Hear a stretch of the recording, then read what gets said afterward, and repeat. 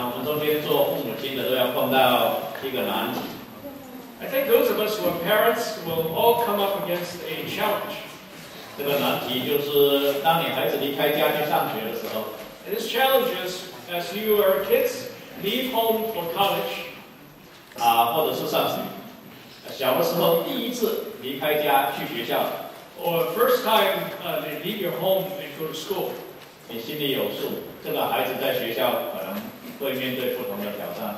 You know that this kid is going to come against a lot of challenges. 你希望你的孩子到学校去的时候，他的同学都喜欢他。Of course, you would hope that your child will be well liked by their classmates. 老师喜欢他。That the teachers would like them.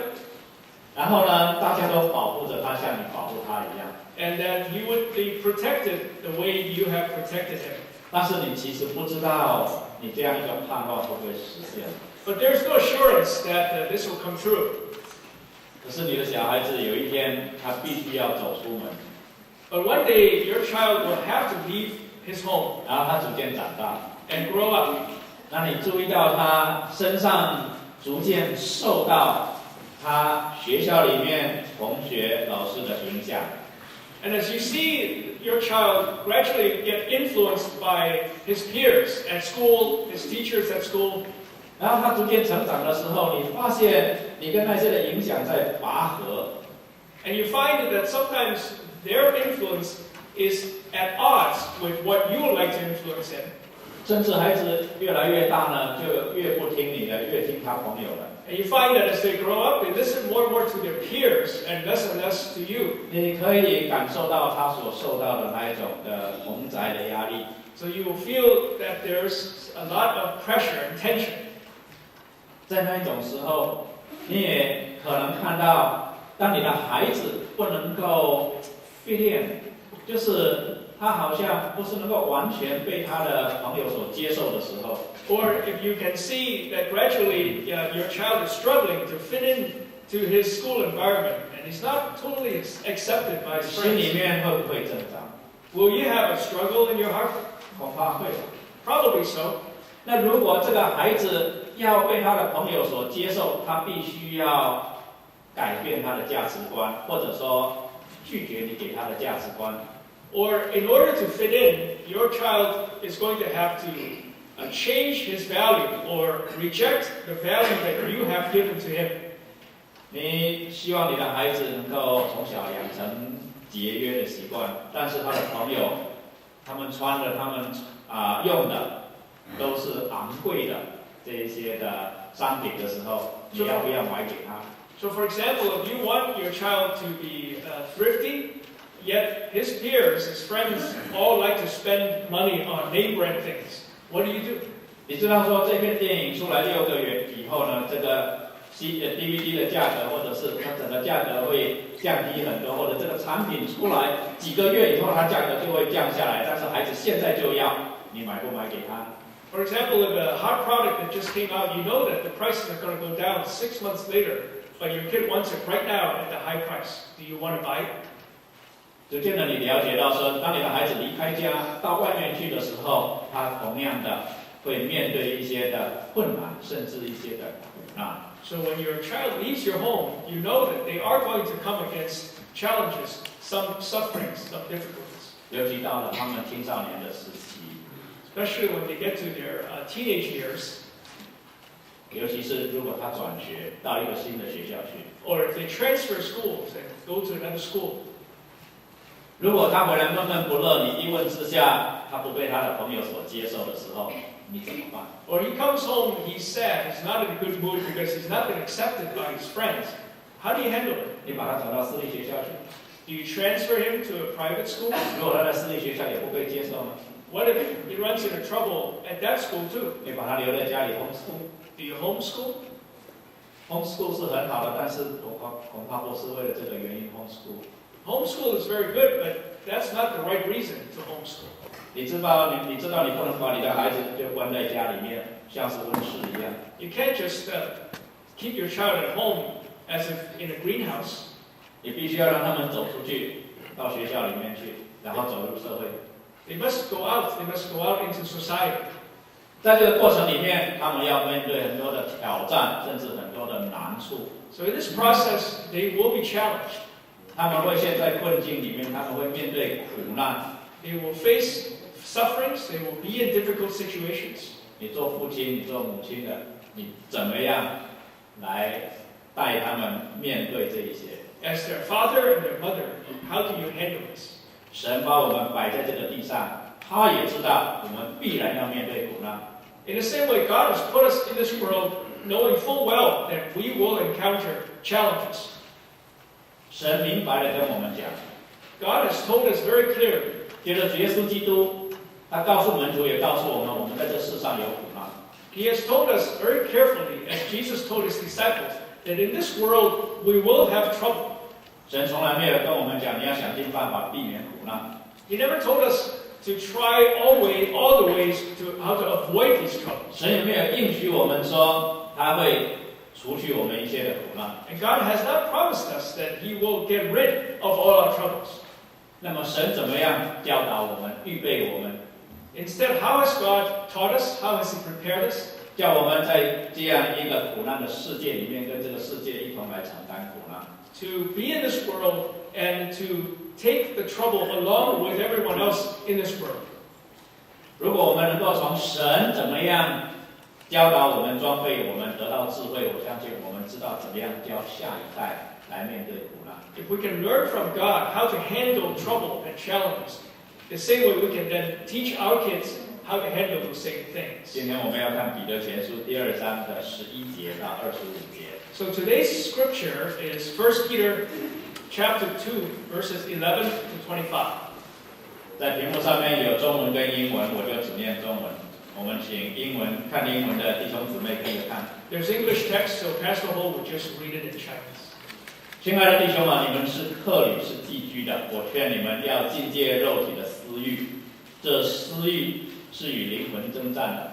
你们在外邦人中应当品性端正，叫那些毁谤你们是作恶的，因看见你们的好行为，便在鉴察的日子归荣耀给神。你们为主的缘故，要顺服人的一切制度，或是在上的君王，或是君王所派罚恶赏善的臣宰，因为神的旨意原是要你们行善，为堵住那糊涂无知人的口。你们虽是自由的，却不可借着自由遮盖恶毒，总要做神的仆人，务要尊敬众人。亲爱教中的弟兄，敬畏神，尊敬君王。你们做仆人的，凡事要存敬畏的心，顺服仆人。不但顺服那善良温和的，就是那乖僻的，也要顺服。倘若人为叫良心对得住神，就忍受冤屈的苦楚，这是可喜爱的。你们若因犯罪受责打，能忍耐，有什么可夸的呢？但你们若因行善受苦，若能忍耐，这在神看是可喜爱的。你们蒙恩原是为此，因基督也为你们受过苦，给你们留下榜样，叫你们跟随他的脚踪行。他并没有犯罪，口里也没有诡诈，他被骂不还口，受害不说威吓的话，只将自己交托那按公义审判人的主。他被挂在木头上，亲身担当了我们的罪，使我们既然在罪上死，就得以在义上活。因他受的鞭伤，你们便得医治。你们从前好像迷路的羊，如今却归到你们灵魂的牧人监督了。在人生的道路上面，困难确实是难免。It is inevitable in our life journey that we come against difficulties. 刚才讲到，神也没有否认这件事情，他把我们留在这个世界上，是要我们跟这个世界一同承担苦难。God has left us in this world so that we may bear the burdens along with everyone else in this world. 当彼得要讲到这个主题的时候， So when the Apostle Peter talks about this subject, 他先提醒我们一个非常重要的事实， he first reminds us of a very important fact. 就是在前面的经文里面， And that is in these verses. 在前面的经文里面，他提醒我们说，你们是被拣选的族类，是有君尊的祭司，是圣洁的国度，是属神的子民，要叫你们宣扬那召你们出黑暗入奇妙光明者的美德，就是在第9节。In verse 9, before this passage that we just read, Peter reminds the believers that you are a chosen people, a royal priesthood, a holy nation, God's special possession. 你们是蒙爱的，你们是珍贵的。So you are beloved and you are precious.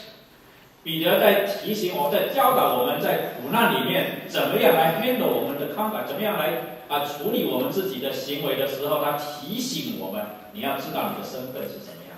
So in teaching us how to handle difficulty, how to conduct ourselves, he first reminds us of who we are.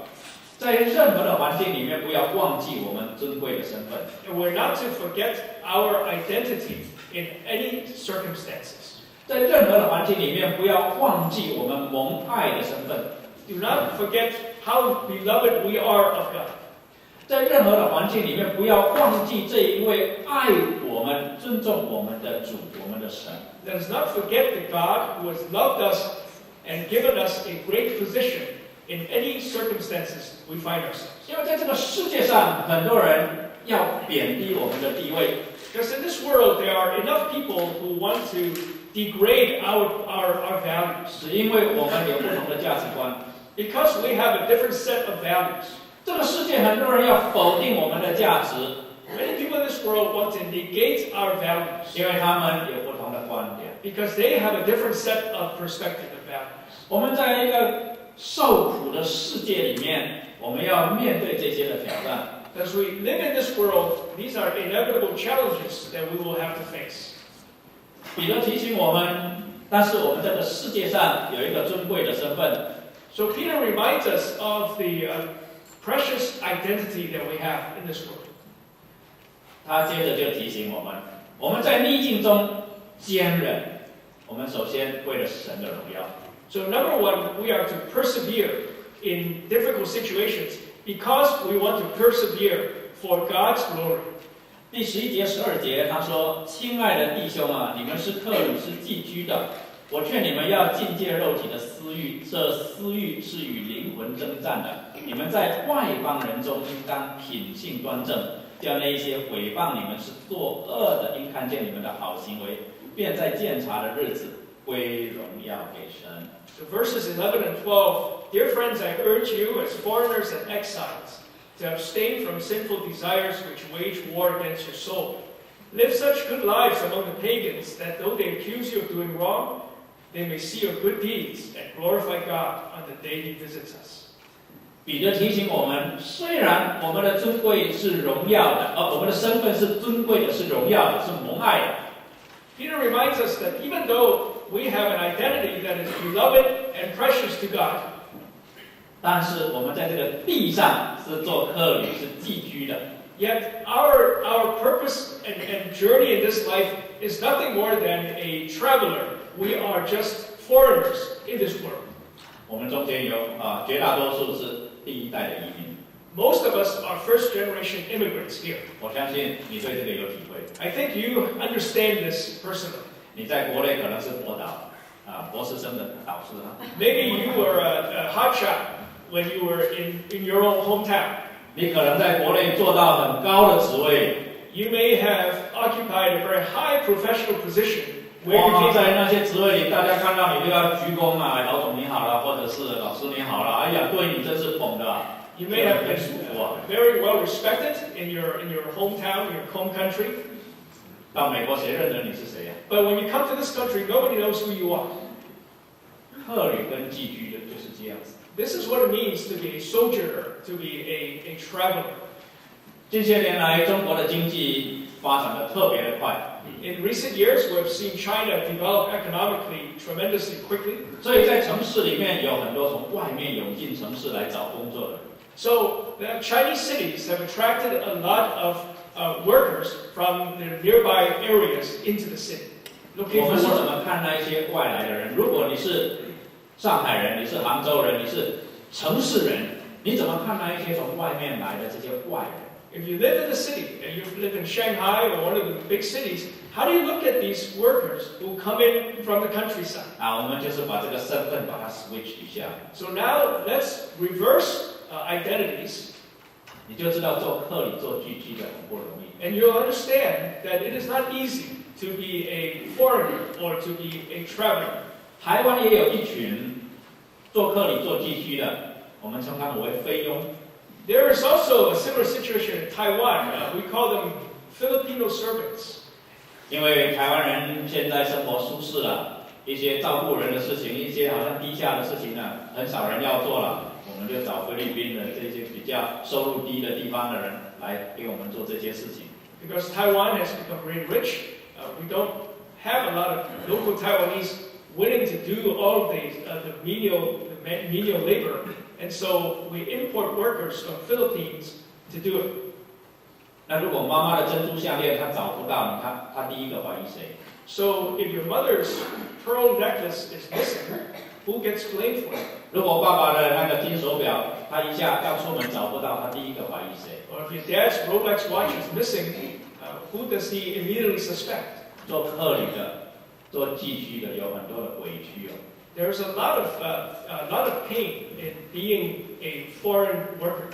所以彼得先提醒我们我们在这个地上是做客旅的，做寄居的，所以你被人家用异样的眼光来看，是很正常的。 So Peter is telling his readers, you are this kind of a foreigner. You are this kind of traveler. So if others look at you differently, it's normal. 更何况你进入到一个不同的世界，或者是你处于一个不同的世界里面，你可能面对一个很不同的价值观。 Or if you live in a different world with a different set of values, then you're not going to fit in. 我在研究所的时候， When I was in graduate school, 我刚来美国的时候呢，有很多来自各个不同国家的这个同学嘛。 I met a lot of classmates from different countries. 我碰到一个很大的困难是钱的问题，是管理金钱的问题。 And I encountered a big problem among all of us, and that is how to manage our money. 80年来美国的时候，1块美金要换40块钱新台币。 When I came here in the 1980s, the exchange rate was 40 Taiwan dollars to $1 US dollar. 一个月的薪水大概是4000块新台币，正好合100块美元。 So I earned about 4,000 Taiwan dollars a month. That's about 100 US dollars. 然后我来美国租一个房间住呢，就一个月就要200块美元。 But the room that I rented on campus cost $200 a month, US dollars. 可是我的日本朋友呢，他们一个月500块美元，他们一直叫说便宜便宜便宜。 But my Japanese classmates would rent an apartment for $500 US dollars a month, and they thought it was real cheap. 因为他们从东京来的，一比较之下，就是美国这个也便宜，那个也便宜。 Because they come from Tokyo, and so everything compared to Tokyo is really cheap. 平常不会有问题，但是一起出去吃饭就有问题。 And the problem comes when we all go out to eat. 要一起出去玩就有问题 When we all go out to have fun, then we run into trouble. 因为我们的价值观就不一样。 Because our value systems are very different. 但是我需要朋友啊，我很希望能够 fit in。 But I needed friends. I really wanted to fit in. 所以我钱很快就花光。 So I quickly exhausted all my money. 那我们在今天的生活里面， In 是不 today's 是也面 life, 对类似的挑战？ do we face similar challenges? 也许今天钱不是问题， Maybe today the issue isn't not money, 但是其他方面的价值观呢？我们对于 integrity， 对于这个诚实无为的看法， but how about integrity, values of honesty? 我们对于良善 goodness 的看法， How we look at goodness?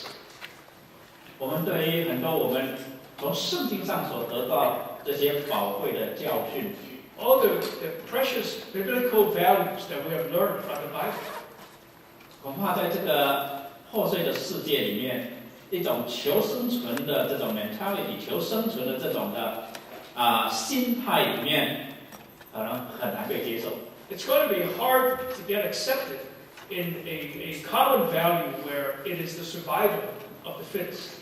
恐怕虚伪造假变成是一个求生存的手段，所以也就很容易被 justify， 被容易接受。So if faking things and lying is the way to survive, then it's very hard to be accepted if you emphasize integrity. 那我们怎么办？ How do we handle this? 彼得在讲的就是这些。This is what Peter is talking about here.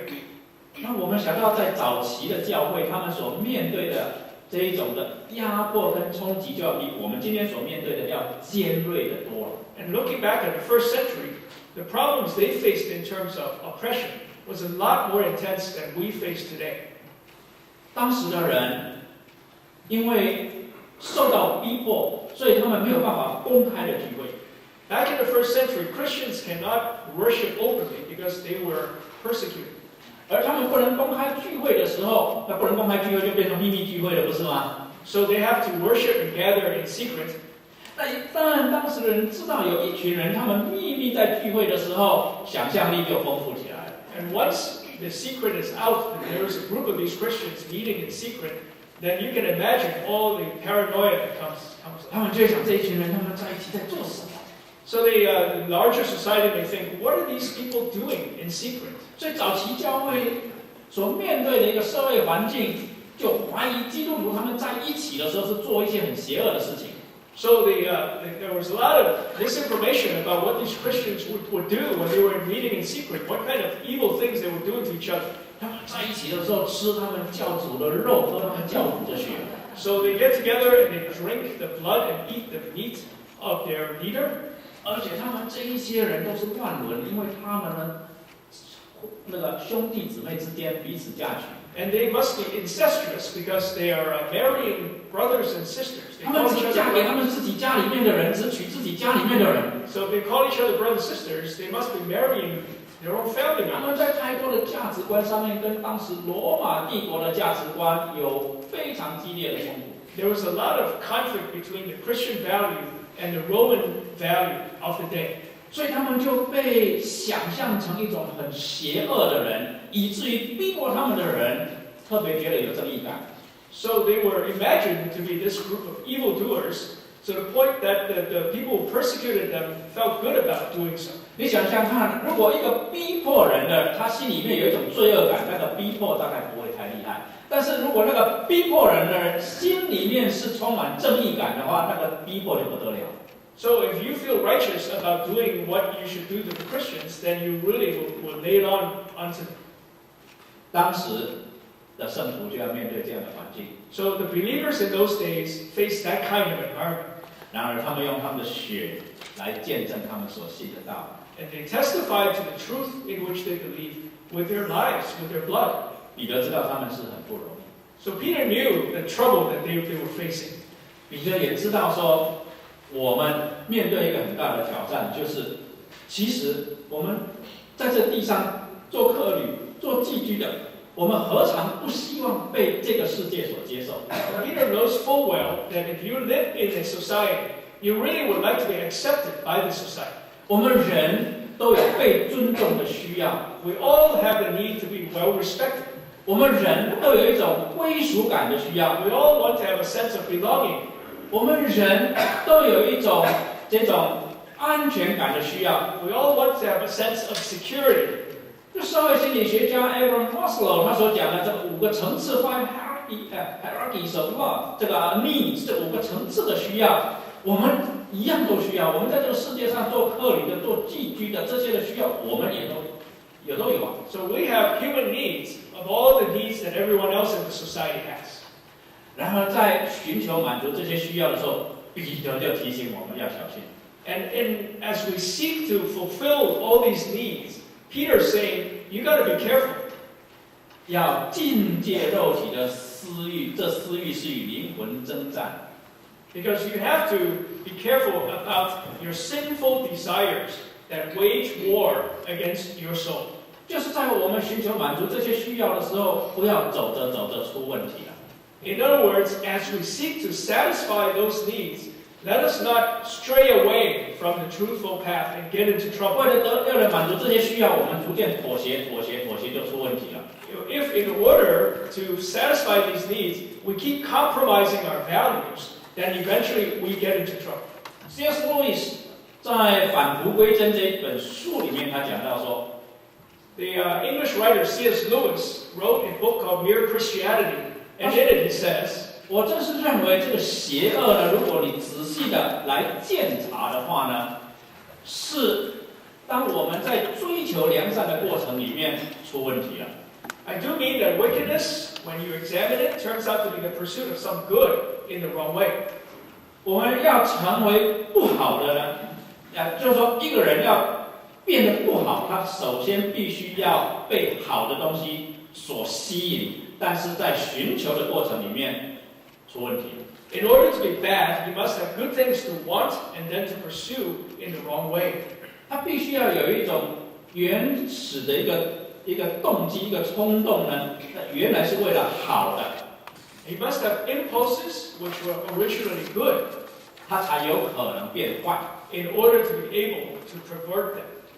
好像说一个人之所以做坏事，他其实一开始他想要得到一个好东西。In other words, someone does a bad thing, but the original intention was to pursue something that was good. 所以很多的宗教就认为说，你要不犯罪，最简单的办法就是清心寡欲，什么都不要。你什么都不要呢，你就不会犯错。That is why some religions say that in order to be righteous, you have to get rid of all your desires. Because once you desire nothing, then you're going to do nothing wrong. 问题就是说，一个人怎么能够否定我们会肚子饿呢？ But how can someone ignore the fact that we are hungry? 我们不能在肚子很饿的时候来对自己说我不饿，然后我们就不饿。We cannot say and deny the fact that we're hungry and just to say, I'm not hungry, and then not be hungry. 神很清楚的告诉我们，我们有生理上的需要，我们有 physiological needs. God clearly tells us that we all have physiological needs. 所以当初他创造人的时候，他就为我们所需要的都预备了，从吃什么、穿什么，从我们需要吃什么一直到休息，他都给我们。That's why God, in His original creation, provided everything that we needed. What we would eat, how we rest. 我们需要安全感，他应许与我们同在。He promised to be with us. His presence is with us to give us a sense of security. 我们需要归属感，他创造一个群体，叫我们能够不但在这个群体里面，并且在他所造的一切里面做君王。我们不但有归属感，我们有一个价值观。We want to give us a sense of belonging. He's given us a family, a body of believers. 他为了叫我们能够满足那个归属感以及爱的需要，以及被尊重的需要，他赐给我们婚姻。God has given us marriage in order for us to have a sense of belonging. 他为了叫我们能够自我实现，对我们人生的价值跟目的能够得到满足，他赐给我们一个使命。He has given us a mission and a purpose in our lives that we may realize the value of who we are. 你看到神为亚当的预备，为亚当夏娃的预备，到我们今天所讲的这5层次的需要，神都给了他。So God has given Adam and Eve all the needs that they have in their lives. 但是当人离开了神以后， But when man departed and turned away from God, 人破碎了， man is broken. 人所管理的世界破碎， And the world that we were supposed to manage is broken. 我们在这里面挣扎的，要在寻求这些方面的满足的时候，在寻求的过程里面，我们常常出问题。And in our pursuit of meaning in our lives, we run all kinds of wrong ways. 本来我们呢是有身体的需要吃， So, for example, we need to eat. 但是我们在吃上面没有智慧，没有节制。 But if we do not control what we eat and be wise in our choice of food, 连这么一个简单的需要，这么一个简单的祝福，都能够叫我们身体出问题、出毛病。 we can pervert such a simple blessing to the harm of our bodies. 彼得提醒我们，今天既然我们重新领受一个尊贵的身份，今天我们在这个地上做客旅、做寄居的，是活在一个旧的价值观里面。我们既然有一个新的生命，有一个新的身份，我们不要又回到旧的生活方式里面去。So Peter reminds us that we now have a new identity, a new set of values. As we live in this world that is filled with the old set of values and identity, let us not regress into the old. 你的孩子要去学校，要离开家了。So your child will one day leave your home and go to school. 你有没有常常提醒他，他尊贵的身份，他蒙爱的身份？ Do you remind him constantly of his identity? He is beloved of God. 你有没有常常告诉他，虽然他碰到困难，你还是爱他 Do you remind him that whatever circumstances you find him, you still love him? 你有没有提醒他，他必须要为神的荣耀来坚持，因为他的身份是尊贵的。 Do you remind him that because he has such a great identity God has given to him, he should persevere into the glory of God? 你有没有鼓励他追求良善？ Do you encourage him to seek the good? 但是在他想要走捷径的时候，你辅导他不要往那边走。 Do you counsel him not to take shortcuts when he is thinking about? 当他想要妥协的时候，你有没有鼓励他？ Or when he is challenged to compromise his values, 不要妥协。 do you counsel and encourage him not to? 除非你自己操练，你才知道怎么样教你的小孩，不是吗？ And unless you yourself are trained in this, it's hard for you to teach your kid in it. 神知道他把我们放在一个受苦的世界里面，免不了要苦难。 God knows that as he puts us and keeps us in this society, that we will come against troubles. 但是他常常提醒我们，他爱我们。 Yet he constantly reminds us that he loves us. 很多的时候，我们也像小孩子一样说：“你爱我，为什么把我放在苦难里面？你爱我就应该照着我想要的给我啊！” And sometimes we are like our kids who say, well, if you love me, then you should give me what I want, not put me in this kind of difficult situation. 但是神借着住在我们里面的圣灵，叫我们明白说，爱不是就是盲目的给予我们所要的一切。 But God tells us in His Holy Spirit that love is not just blindly giving anything that we want. 因为如果他照着我们所要的都给我们，我们永远没有达到我们心里面最深的需要，就是那生命的价值跟目的被实现出来的那个需要。 Because if He gives us everything that we want, then we may fail, we will miss out on the ultimate value, which is to realize everything for which we were created. 社会心理学家给我们一个很好的 map， 一个图画。 So some psychologists have given us a good map. 让我们看到，我们虽然有不同层次的需要， Even though we have different levels of needs, 但是我们要注意， but we must be careful. 太多的人，太多的时候， Too many people, too often, 满足最低层次的需要的同时，就已经把满足高层次的需要那条路给封死了。 tries to satisfy the most basic of needs, and in the process miss out and close out opportunities where he can fulfill higher level needs. 而最明显的，我们尤其在职场上工作多年以后，你看来看去，你都会发现，为什么有些人他一生没有办法来达到他当初年轻的时候，他当初很有理想的时候，为自己所设定的那个目标。 You will look around your colleagues at work, you'll find that many of them may have succeeded in a basic level of satisfying needs, but in the end, sold out on the highest level of needs for which they gave themselves maybe 20, 30 years ago. 多少的时候，我们进入大学、进入研究所的时候，我们希望呢，能够对人类社会，即使不是人类社会，至少对于我们的国家民族，如果不是国家民族，至少对我们的家有一些的贡献。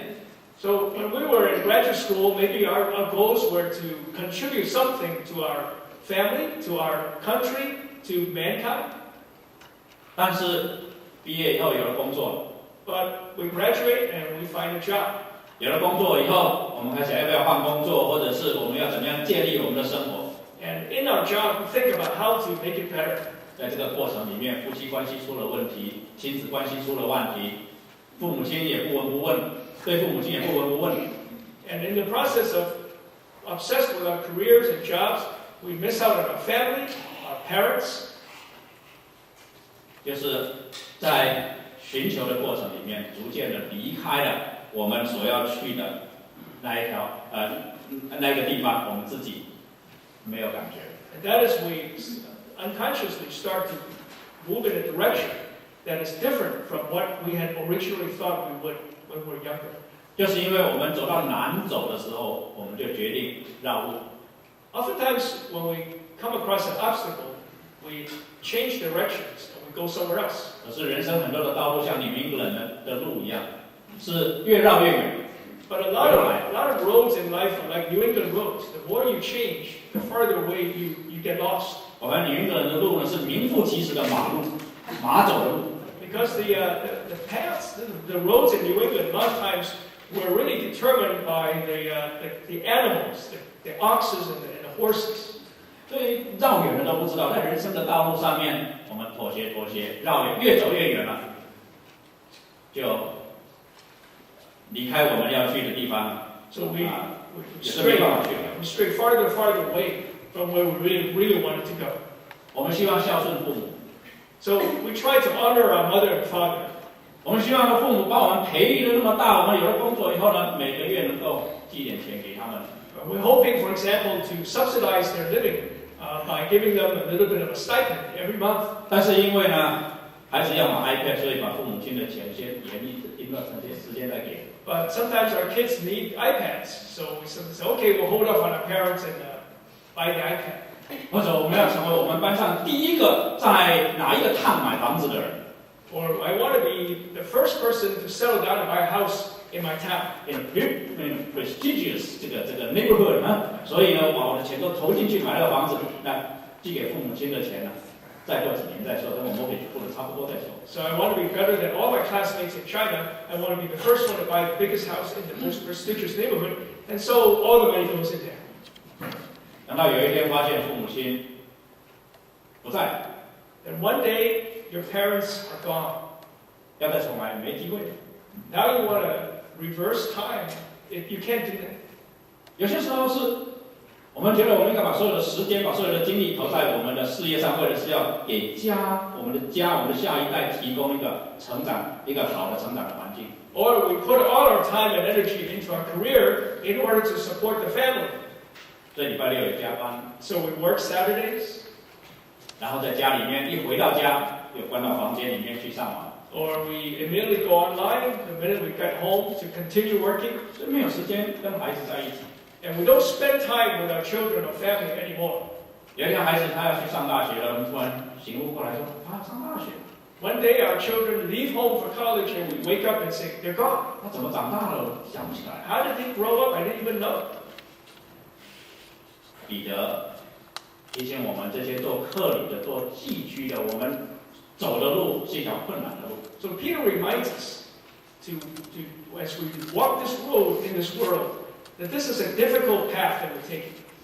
在这困难的路上面，我们有很多的需要，会带来很大的挑战。And as we travel on this road, there's going to be a lot of needs that we have that's going to bring about a lot of dilemmas and challenges. 最重要的是，我们在外邦人中应当品性端正。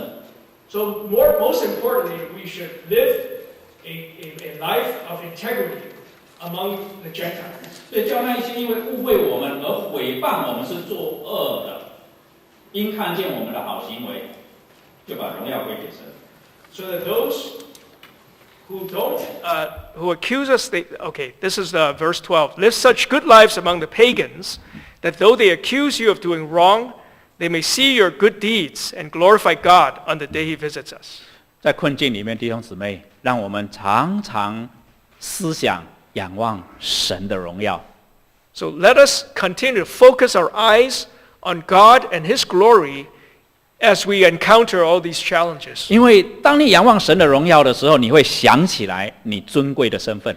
Because when you see God and you think about God, you'll be reminded of who you you are and the great, glorious position God has given to you. 当你看重你的身份的时候，你不会轻易妥协。And when you value that identity God has given to you, you're not going to be easily compromised. 同样的，你要在你的孩子身上建立一个重要的观念，就是他的身份是尊贵的。In the same way, you need to help your child build up this identity consciousness that he is important in God's eyes. 就像我出国的时候，我祖父跟我说的一句话。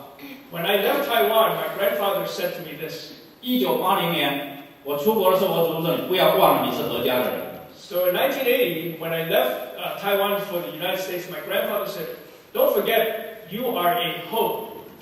这句话包含很多的意思。Ho is the family name, so that was very important, reminding me of who I 你 am. 要顾到何家的名声， So 不要做坏事情。 you must keep in mind the family reputation of the family of Ho, and don't do bad things. 你是何家的人，所以你碰到困难，不要轻易的放弃。 You are a member of the whole family, and therefore, when you come against problems, do not give up easily. 他有很多的期望，很多的劝勉，都浓缩在那一句话里面，我到现在没忘记。 So a lot of his expectations were condensed into this one sentence, and I haven't forgotten since. 而神在跟我们讲，你在什么样的环境里面，你不要忘记你是我家里的人。 So God is saying the same thing. Whatever you come against, don't forget you are a member of my family. 第一代的移民应该要对神这个心意特别有体会。 First generation immigrants should especially understand the heart of God in this way. 接着彼得要让我们知道，在逆境中坚忍是为了主的缘故。 Peter also wants his readers to understand that the reason we persevere is for the Lord's sake. 我们要抗拒周围给我们的这一些世俗观念带来的压力。 We must counter the various values of a secular society that compresses on us. 不要为了想要 fit in 就妥协。 Do not compromise just in order to fit in. 但是他接下来却说，但是你要顺服权柄。 But at the same time, Peter continues to say, but you must obey the authorities. 在第16节那里说，你们虽是自由的，却不可借着自由遮盖恶毒，总要做神的仆人。 Verse 16, Peter says, live as free people, but do not use your freedom as a cover-up for evil. 我相信我们中间没有父母亲会跟孩子说，你是尊贵的，所以你到学校去，你不一定要听老师的，不一定要听校长。 I don't think any of our parents are going to remind our kids this way. So because you have such a precious position in God's eyes, you don't have to obey any teacher or any of the authorities at school. 我也不认为我祖父会跟我说，你是何家的人，所以到美国去，你谁都不要甩。 I don't think my grandfather meant to say, because you are a member of the whole family, when you go overseas, you don't have to listen to anybody else. 在我们看重我们自己的身份的同时， The same time that we understand how valuable we are, 彼得提醒我们，神在这个地上也设立制度来 discipline 来约束我们。 Peter reminds us that at the same time, God has established authorities in this world to put a parameter around us. 而神所允许的这些的制度，不见得每一个掌权的人都是公义的。 And in this system, in these parameters, not everyone who has power is necessarily going to be just. 啊，这真是很惨。 So now we have a dilemma. 小孩子最怕的就是爸妈偏心。 What kids hate is the perception that dad and mom shows favoritism. 什么委屈都好忍受，但是他一认为爸爸偏心或者妈妈偏心，就是对哥哥好，就是对弟弟好，就是对大的还是小的好，他心里受不了。 If they feel that dad and mom likes a brother or sister better than themselves, that's a big problem. 那我们在这个地上，什么制度我们都可以承受，但是这个上面的人不公平的时候，我们真的是很难。 We can handle any kind of problems, but if we feel an injustice among those who are high up there, then we cannot accept it. 那早期基督徒更不用说了，他们哪里有什么公平不公平，他们就是被虐待。 In the beginning, the first century Christians were unjustly treated. They were persecuted. Never mind any kind of justice. 在那个时候，彼得竟然没有跟他们说，慢慢等到我们聚集足够的人数，咱们要起来革命。But Peter did not say, well, let's gather together enough firepower and then we're going to revolt. 我们忍耐，我们忍耐，有一天我们要推翻罗马帝国。We'll persevere until one day we're strong enough to overthrow the 我们要联合世界上所有被压迫的民族起来反抗罗马帝国。We're going to unite all the persecuted people and go up against the Roman government. 坦白的说，这样子的想法，从人的想法来讲，没有什么不对的。There's actually nothing wrong with this kind of 因 thing. 为不公平嘛，所以我们要起来反抗。Because we've been treated unjustly, we are going to rise up. 但是神却说，为了主的缘故，你要忍耐。But God tells His people, for the sake of the Lord, you are to endure. 你们做仆人的，凡事要存敬畏的心。18节那里说，存敬畏的心，顺服主人。Verse 18, slaves, in reverent fear of God, submit yourselves to your masters. 不是存着一个苦毒的心来敬畏主人，来顺服主人。Not to obey in a negative way. 主在这里教导我们一个智慧。So God is teaching us a very wise thing here. 顺服不见得就表示同意。Submission doesn't mean you agree with the person. 太多的时候，我们认为顺服就是同意。A lot of times we think to submit means we have to agree with that person. 你知道，在夫妻之间很多沟通的问题，就是产生在这个症结上面。A lot of times, spousal problems arise from this problem. 好像我听他讲，不反驳就表示我同意。So if I don't argue against his viewpoint, that must mean I agree with it. 好像如果我聆听，那就表示我同意了。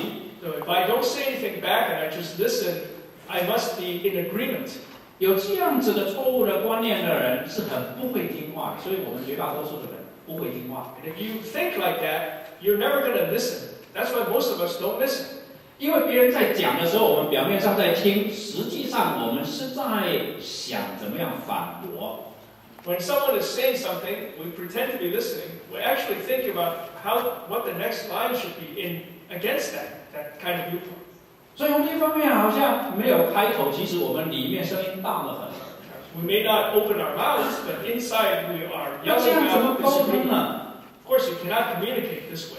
或者两个人抢着说话，或者两个人都不说话。Or both of you are trying to talk at the same time, or neither one of you talk to each other.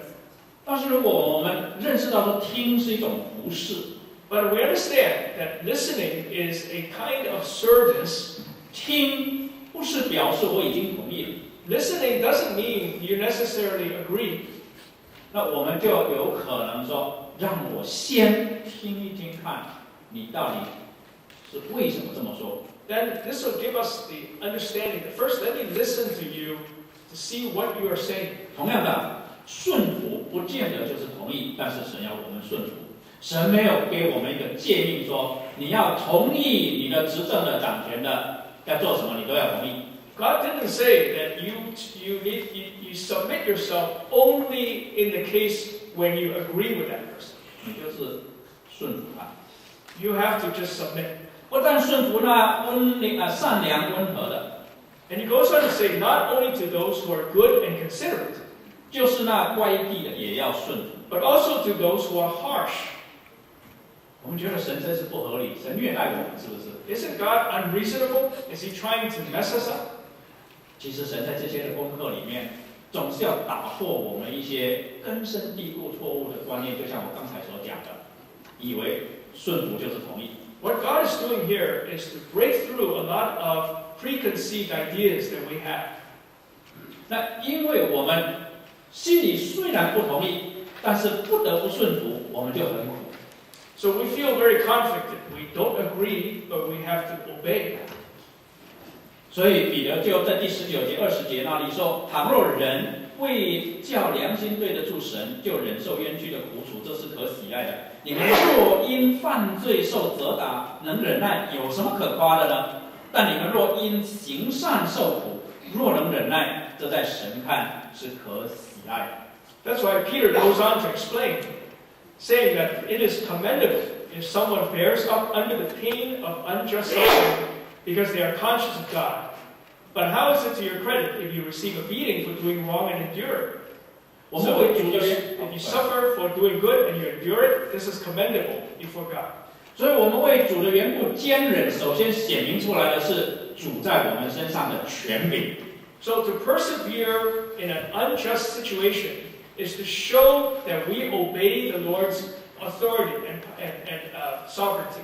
我们顺服一个不公义的政权， If we obey an unrighteous political system, 是因为有一位全然公义的主要我这么做。 and that is because there is a righteous, just God who asks me to do it.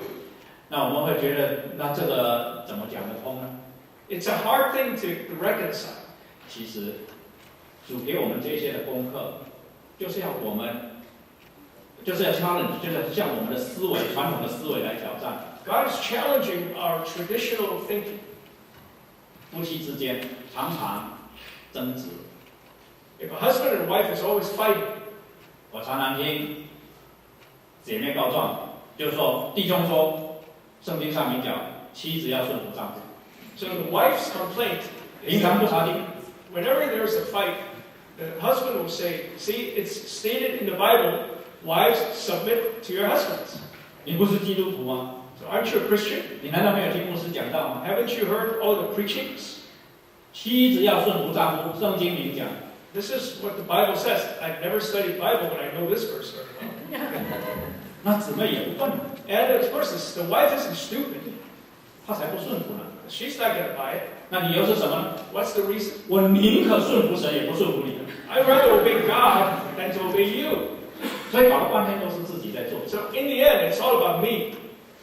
丈夫为了满足自己的这个 agenda 啊，他自己的想法，就把神推出来。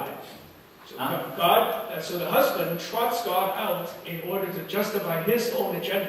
啊，那神这么说了，所以你要顺服。 Because God said so, you are to do so. 做妻子的也是，也把神拉出来啊！我顺服他，我才不顺服你。 And the wife also trots God out. I'm going to obey God. I'm not going to obey you. 所以历史上干坏事的人都是说替天行道的。 That's why everyone who does bad things in history are all doing it in the name of God. 而且做的呢是这个蛮有正义感啊，因为我是为上帝做的。 And they feel fully justified in doing what they do because they think they're doing it for a higher cause. 神要我们把这些都放下来。我假设太大胆了一点。 God wants you to put down all these assumptions. 神允许这些权柄在有它的原因的。 God allows these political systems to exist. He has a reason for 他 doing 知道 so. 这些的权柄可能带给我们很多的问题，很多的难处。 He knows that these systems will bring us trouble. 他知道我们会困惑，我们会抗拒。 He knows that we will resist and we will feel bad.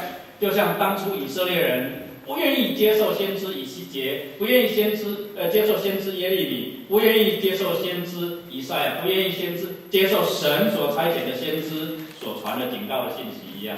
Just like Israelites in the past rejected the prophet's warnings. 当先知说你们如果不悔改，神要用亚述人的刀来审判你们。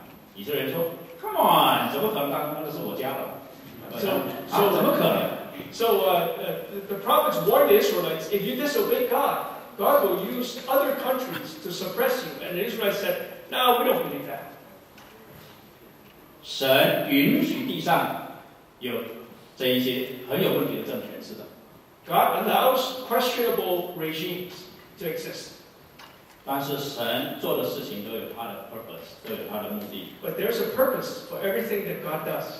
他要我们听他的。 Because He wants us to obey Him. 在这样的环境里面，我们忍耐是为了尊重主在我们身上的权柄，因为他叫我们要顺服。 Because we are to persevere for the Lord's sake. The Lord commands us to persevere.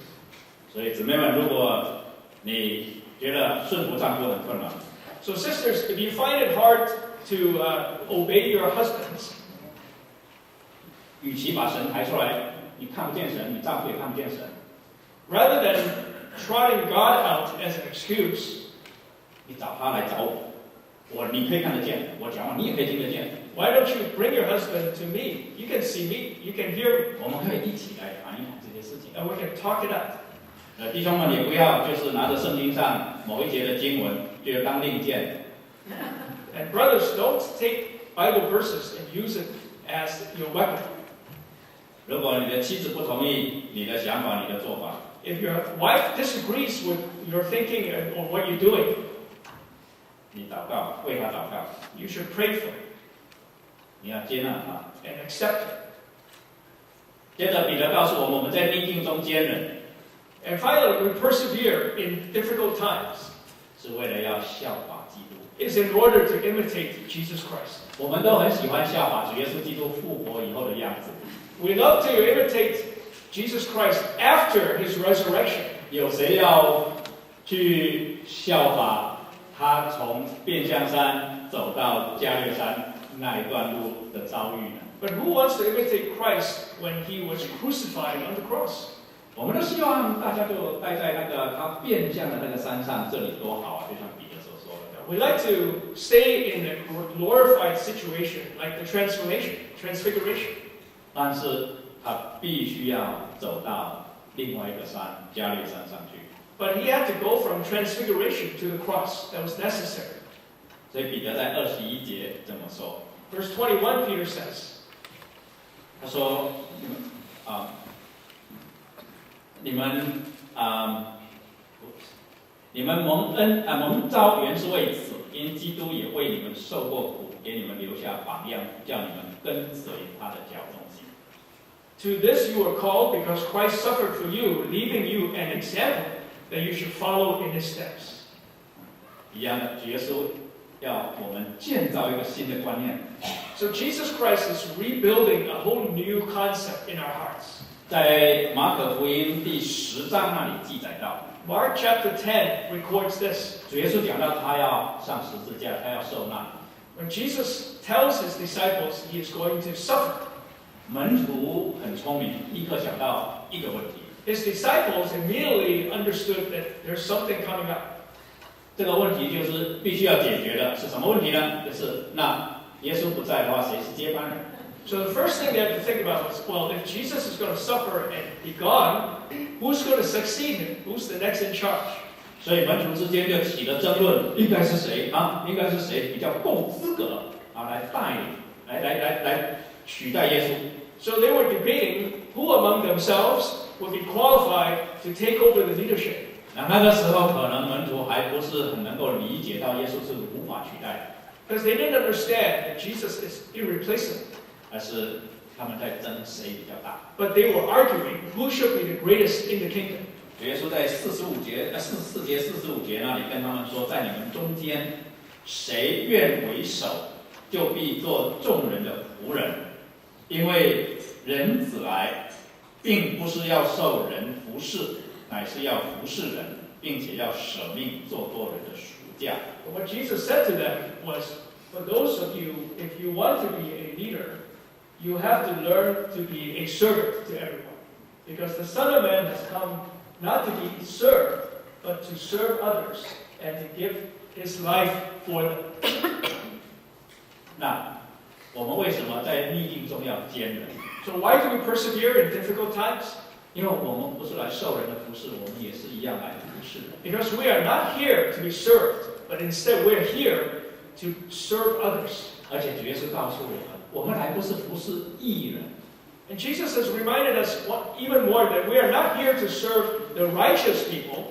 主耶稣说，健康的人不需要医生。 Jesus said that the healthy people do not need doctors. 我想，如果有一个医生，他的病人都很健康，这个医生一定很轻松啊，多好，这个 job 多好， So if you're a doctor and all your patients are very well, then you don't have much of a work to do. 是不是？那是不是因此每个医生都希望呢？他收的病人都是健康的，所以要收病人以前先去检查看是不是健康，健康的我才收。 Do doctors only take in healthy patients? 不会的，正好反过来，如果这个医生他的病人都是健康的，还要这个医生干什么？ It's just the opposite. If the doctor's patients are all healthy, you don't need it. 但是主耶稣因此提醒我们，他来是要服侍罪人。 That's why Jesus again reminds us that he has come to serve the sinners. 那我们要效法基督， So we are to imitate Christ. 我们难道去服侍天使吗？ Do we go to serve angels? 不是，我们是服在这个地上受苦的人，所以我们要与他们一同受苦，甚至要为他们承担苦难。We are to be with those who are suffering, and to suffer alongside with them, and to serve them. 主耶稣说：“你们蒙恩原是为此，因基督也为你们受过苦。” For you have been blessed because of this. For Christ Himself has suffered for you. 给你们留下榜样，叫你们跟随他的脚踪行。He has given you an example that you should follow in His steps. 我想彼得提醒我们尊贵的身份。So Peter here reminds us of our identity. 就如同当年的亚当一样。It is just like Adam in the original days. 那我们今天承担了这样的一个荣耀尊贵的身份，却在一个受苦的世界里面。So we live in this suffering world with this identity that God has given to us. 神给我们的试炼，归根究底还是同一个。So the challenge God gives to us is the same thing. 到底谁来分别是非善恶？ So the challenge is, who is to determine between good and evil? 是我们，还是我们把这个交还给神？他说是就是，他说不是就不是。Is it up to us, or do we hand it over to God and let Him define what is good and what is evil? 让我们一起低头。Let us pray. 亲爱的天父，我们心里面巴不得在我们人生的道路上能够花香长漫，天色长蓝。Lord, we all want to have a smooth, successful, peaceful life. 我们巴不得我们周围的人都过着幸福美满快乐的日子。We want everyone around us to lead peaceful and fulfilled lives. 但是主，我们承认，连我们自己身上都有许多的破碎，许多的败坏。But we know that even in our lives, there is a lot of brokenness, there is a lot of bad things that happen. 但是因为你的爱，你来寻找我们，你来拯救我们，你来建造我们。But it is because of your love that you have come to find us, save us, and then rebuild us. 我们在这个世界上承担了这么一个尊贵荣耀的身份，被称为是你的儿女。We now are called your children. What a great identity that you have given to us. 我们甚至被你称为是有君尊的祭司。We are called a royal priesthood. 是被拣选的族类。A chosen people. 但是我们在这个世界上所面对的是一个破碎、是一个受苦的世界。But we face a broken world in which we live. 我们看到人们都在追求美善。We see people seeking for the good things. 都在追求满足他们的需要 ，seeking fulfillment of all their needs。我们知道你给我们这些的需要是叫我们能够彼此建立。We know that you have given us these needs in order to build each other up。你叫我们能够彼此相爱，以至于我们对于爱的需要能够得到满足。You want us to love one another, that we may be fulfilled in our need for love。但是在这个破碎的世界里面，爱跟占有好像分不清楚。But in this world, love and possessiveness seems to be all messed up. 在这个世界里面，一个归属的需要跟结党纷争好像分不清楚。We want a sense of belonging, but there are so many factions in this world. 在这个世界里面，需要被尊重的需要跟骄傲、冷漠好像也分不清楚。We cannot distinguish, Lord, between the need for respect and pride and arrogance. 我们就向主你仰望，主，我们看到你的医治在我们的身上。So we look to you and ask for your healing in our lives. 但愿我们身上的伤痕向这个世界来做见证，见证你在我们身上的医治。May we be a testimony of your healing in this world. 让我们的顺服来显明我们身上满有你的权柄。May our obedience to you show the world your power and your authority. 愿我们每天这样子的操练，能够成为我们下一代的祝福，因为他们看得到榜样。And help us be an example to train the next generation so our kids can see us and see our example. 我们将一切的荣耀颂赞归给你，因为你配得我们这样的服侍。We give all glory to you. 祷告奉主耶稣基督宝贵圣名。Pray in Jesus' name. 阿门。